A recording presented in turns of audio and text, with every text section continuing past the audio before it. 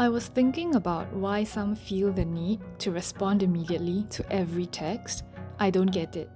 I'll respond when I'm free to, when I want to, when I feel like it. Because if it's a text, I believe it's in its nature that this message should not be urgent. If it's urgent, make a call, then I will respond if I can. And I'm also likely to call you back if I missed it. Why is it that so many seem to have replaced calls with text?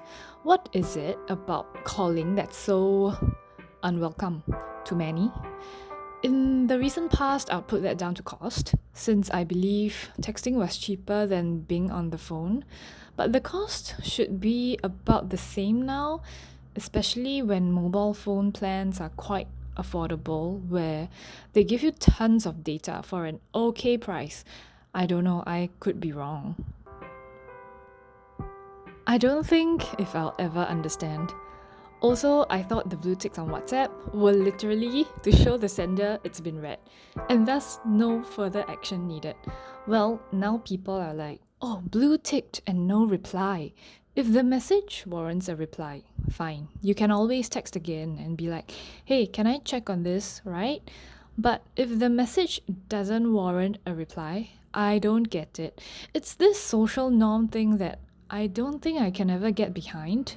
But alas, I've succumbed to this societal norm by giving some reaction, like the thumbs up or an emoji sometimes, to show that I've got it, even though there is a blue tick.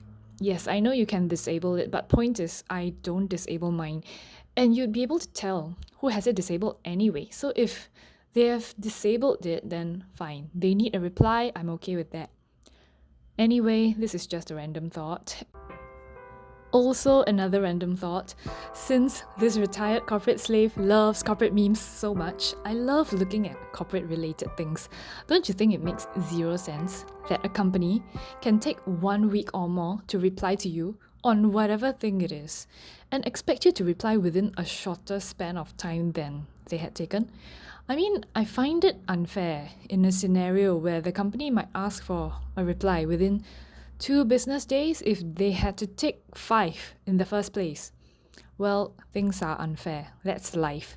But that's the cynic in me speaking. Okay, back to blue ticks. So I find that there are employers who abuse this messaging access, be it with whatever app. As with all things, there are always two sides to a coin. Technology is great if we use it well, but not so much if we abuse it. I remember seeing this. Was it a study or was it just an opinion piece? Sorry, I completely forgot to take it down, so I'm not even sure if it's a legit thing that was studied or said, but the concept was something I agreed with. So it was about inventing tools and systems to be more efficient with the initial goal of alleviating work. But for some reason, it has led to more people being overworked and more people being unemployed at the same time. The idea behind it was that we invent tools and systems to make work easier. And instead of staying content with that, we in turn increase output.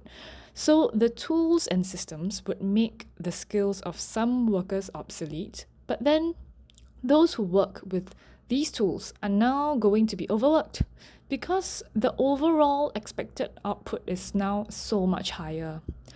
That's, I believe, more or less the concept, and I hope I'm explaining it at least not too badly at the basic level. And I realized that that's exactly the case in this day and age. Maybe we have forgotten how to feel content, to marvel at the little things in life, as I was saying in the previous episode, if anyone is interested to listen to it. I guess this is also my dilemma. Do I want to continue to achieve more in my career, which I believe will lead to me getting paid more and having the means to live more than comfortably, but maybe sacrificing personal time? Or do I want to look for something that can pay the bills, where I'll then have more time to do things I like art or sports? I don't think I have an answer now, also because things are getting so expensive. I wonder if I was living in a less expensive city, would I be contented with a lower pay? Maybe yes, maybe no. I really don't know. A job can simply be a means to an end, right? I touched on this in the other podcast series, the Gentle Musings podcast. Talking about work, imagine you getting paid 10k per month to optimize ads. Optimizing content so more people click on it. Yes, maybe the money is great, and maybe even your boss is great, but I find myself thinking if that's indeed meaningful or purposeful, is the content even valuable for the audience? But you can say it pays well, and that's all that matters for a job. Maybe?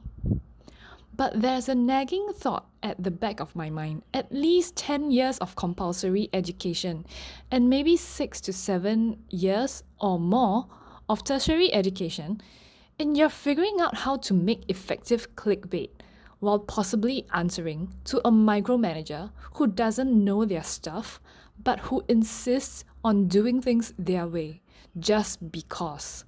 Yes, it might sound harsh, but if I were to put it in plain terms, I think it's basically what it is. Then again, there are many who don't equate work to life, and I 100% support that. Though I think it's quite amazing because you spend so much time at work. Wouldn't it seep into your life at some point or another? I don't know. Or is this an Asian thing? I think I've put too much of my identity into work in the past. But I now think that there are other, better things to do. So maybe I'll look for something that can just pay the bills, be prudent, and spend my time doing things I like. If you're still here, thank you for listening. Have any of your bosses blew up your phones on a weekend for something trivial and non-urgent? Because I have had that happen to me. Let me know what you think about this blue tick thing and encroachment on personal time.